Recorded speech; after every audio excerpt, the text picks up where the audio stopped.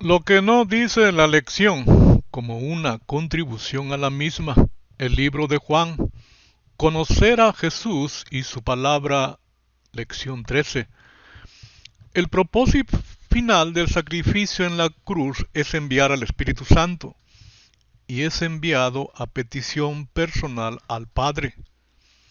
El poder del Espíritu Santo es el resultado de, no es el objetivo. Dice, que seas prosperado en todo, así como tu alma prospera. Prosperidad es el resultado de la prosperidad del alma. En el Salmo 1, del 1 al 3, dice que la prosperidad es el resultado de ser árbol plantado junto a arroyos. ¿Y cómo se llega a ser árbol plantado junto a arroyos? No pensando como el impío, ni como el pecador, ni el escarnecedor. En la ley de Jehová está su delicia, y medita en ella día y noche. Esto dice el Señor. Y cuando Él venga, redarguirá al mundo de pecado, de justicia y de juicio. Redarguir significa contraargumentar de tal manera que el argumento de la persona que lo presentó se vuelva en su contra. Nuestros actos en el diario vivir van a ser redarguidos de tal manera que dejemos de pensar de esa forma. En la actualidad, rige nuestra manera de vivir nuestros sentimientos, nuestras preferencias y nuestra opinión, por lo cual es muy fácil y normal, entre comillas, ser parcial. Pero Santiago dice que es pecado. Con este versículo de Juan 16:8, nos está diciendo el Señor que el Espíritu Santo es el único que puede hacer esta labor en nuestras vidas, de establecer principios que rijan nuestro diario vivir. La hermana White lo pone de esta manera. El Espíritu iba a ser dado como agente regenerador, y sin esto el sacrificio de Cristo habría sido inútil. Esto está escrito en el capítulo 73 con título No se turbe vuestro corazón, en el libro deseado de todas las gentes. Es decir, si como adventistas del séptimo día, después de entregarnos a Jesucristo, no hemos pedido al Espíritu Santo como agente regenerador, en vano murió Jesucristo. Su sangre ha sido derramada en vano. No tiene ningún efecto en nuestras vidas. También quiere decir que Jesucristo no cambia, no transforma. El único que lo hace es el Espíritu Santo como agente regenerador. ¿Por qué? Así es escrito. El medio de vida de los primeros que llamó era pescar peces, pescadores. Y Cristo les dice, os haré pescadores de hombres. Andando Jesús junto al mar de Galilea, vio a dos hermanos, Simón llamado Pedro y Andrés su hermano, que echaban la red en el mar, porque eran pescadores. Y les dijo, venid en pos de mí, y os haré pescadores de hombres. Ellos entonces, dejando al instante las redes, le siguieron. Pero antes de anunciar la negación de Pedro, les dice, y cuando hubieron cantado el himno, salieron al monte de los olivos. Entonces Jesús les dijo, todos vosotros os escandalizaréis de mí esta noche, porque escrito está, heriré al pastor y las ovejas del rebaño serán dispersadas. Pero después que haya resucitado, iré delante de vosotros a Galilea. También en otra ocasión Jesús mismo, después de resucitado, les dice, entonces Jesús les dijo, no temáis, y dad las nuevas a mis hermanos, para que vayan a Galilea, y allí me verán. Los cita en el lugar donde les dijo, os haré pescadores de hombres. Pedro y los demás no lo vieron en Galilea. Y Pedro dice, ¿esto de ser pescadores de hombres? Yo me voy a mi antiguo oficio. Estaban juntos Simón Pedro, Tomás, llamado el Dídimo, Natanael, el de Caná de Galilea, y los hijos de Zebedeo, y otros 2 de sus discípulos. Simón Pedro les dijo: voy a pescar. Y ellos le dijeron: vamos nosotros también contigo. Fueron y entraron en una barca y aquella noche no pescaron nada. Es decir, desecharon el llamado porque no lo vieron. Pero sucede el encuentro. Ágape, la palabra describe un tipo de amor incondicional y se requiere obediencia. Como ejemplo, el siguiente versículo. Pero el mundo debe saber que amo a mi Padre y que hago lo que mi Padre me ordenó hacer. Levántense, vámonos de aquí. Para cuando sucede este encuentro, según Juan, es el tercero. Esta era ya la tercera vez que Jesús se manifestaba a sus discípulos, después de haber resucitado de los muertos. Eso quiere decir que ya habían recibido el Espíritu Santo. Y habiendo dicho esto, sopló y les dijo: recibid el Espíritu Santo. También quiere decir esto que el Espíritu Santo empezaría a redarguir, como cuando Pedro dijo: me voy a mi antiguo oficio. Ya no voy a ser pescadores de hombres. Así que cuando el Señor pregunta a Simón, lo está llamando a la obediencia, mediante el amar. Ágape. Un tipo de amor que ya les había ordenado que tuvieran entre ellos. Un mandamiento nuevo os doy, que os améis unos a otros como yo os he amado, que también os améis unos a otros. En esto conocerán todos que sois mis discípulos, si tuviereis amor los unos con los otros. En las 3 ocasiones se dirige a Pedro como Simón, hijo de Jonás. En las primeras 2 ocasiones, Simón, hijo de Jonás, ¿me amas?, utiliza la palabra agape.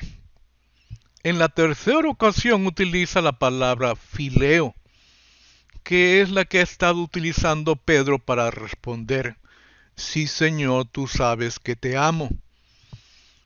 Fileo es condicional, es el amor entre amigos. Pareciera que el Señor condesciende con Simón, pero recordemos esto. Y este es mi mandamiento, que se amen los unos a los otros como yo los he amado. Nadie tiene amor más grande que el dar la vida por sus amigos. Vosotros sois mis amigos, y mis amigos me obedecen. Así es que Cristo no condesciende en cuanto a la obediencia. Aún en fileo, con Cristo hay obediencia. El objetivo del Espíritu Santo al redarguir es establecer la obediencia mediante ágape. A los que salieron de Egipto les dio la ley del amor. A nosotros de igual manera Dios no cambia en su método de llamarnos a la obediencia. Las reglas para mantener los ojos en Jesucristo. Primero, por el versículo 14, obediencia. Ya no les llamo siervos, porque el siervo no está al tanto de lo que hace su amo. Los he llamado amigos, porque todo lo que a mi Padre le oí decir se lo he dado a conocer a ustedes. Todo lo que Cristo habló procede del Padre. No me escogieron ustedes a mí, sino que yo los escogí a ustedes y los comisioné para que vayan y den fruto, un fruto que perdure. Así el Padre les dará todo lo que pidan en mi nombre. Jesucristo es Rey y Señor. No es presidente ni primer ministro para que decidamos por Él. Ese es mi mandamiento, que se amen los unos a los otros. Esa es la regla fundamental en el reino de Dios. ágape, amor. Y el único que lo establece en nuestras vidas es el Espíritu Santo. Jesucristo nos dice, y esta es la vida eterna, que te conozcan a ti, el único Dios verdadero, y a Jesucristo a quien has enviado.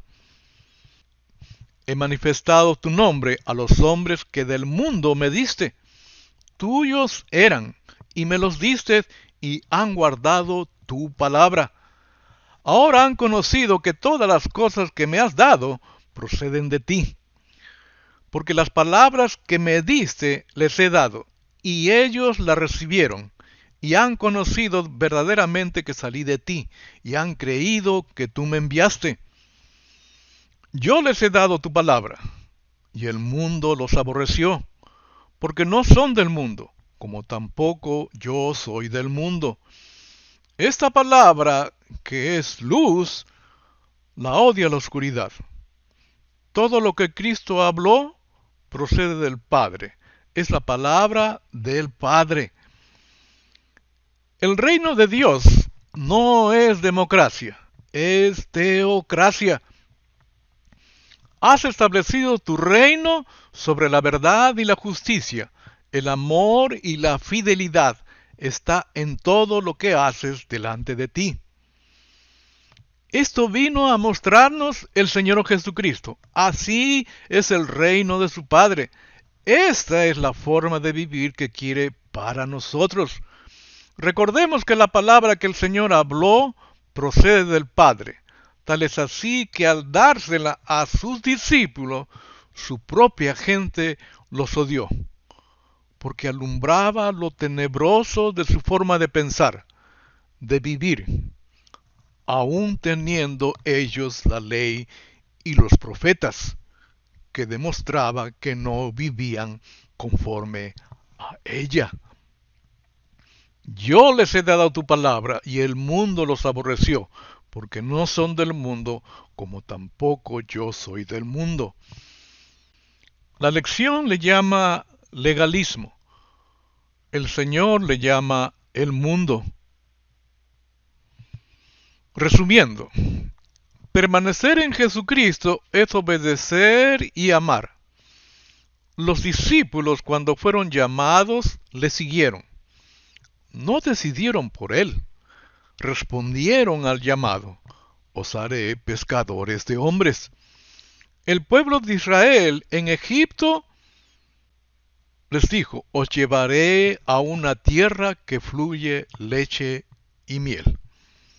Y salieron de Egipto. Y en esto sabemos que nosotros le conocemos, si guardamos sus mandamientos. Obediencia. El que dice yo le conozco y no guarda sus mandamientos, el tal es mentiroso y la verdad no está en él. Pero el que guarda su palabra, en este verdaderamente el amor de Dios se ha perfeccionado. Por esto sabemos que estamos en él. El que dice que permanece en él debe de andar como él anduvo. El que dice que está en la luz y aborrece a su hermano, está todavía en tinieblas. La forma mínima de aborrecer es ser parcial. El que ama a su hermano permanece en la luz, y en él no hay tropiezo. Pero el que aborrece a su hermano está en tinieblas, y anda en tinieblas y no sabe a dónde va, porque las tinieblas le han cegado los ojos. Amados, amémonos unos a otros, porque el amor es de Dios. Todo aquel que ama es nacido de Dios y conoce a Dios. Ágape. El que no ama no ha conocido a Dios, porque Dios es amor. Agape. Todo aquel que cree que Jesús es el Cristo es nacido de Dios. Y todo aquel que ama al que engendró, ama también al que ha sido engendrado por él. En esto conocemos que amamos a los hijos de Dios, cuando amamos a Dios y guardamos sus mandamientos. Pues este es el amor de Dios, que guardemos sus mandamientos, y sus mandamientos no son gravosos. Hasta aquí nuestra contribución a la lección.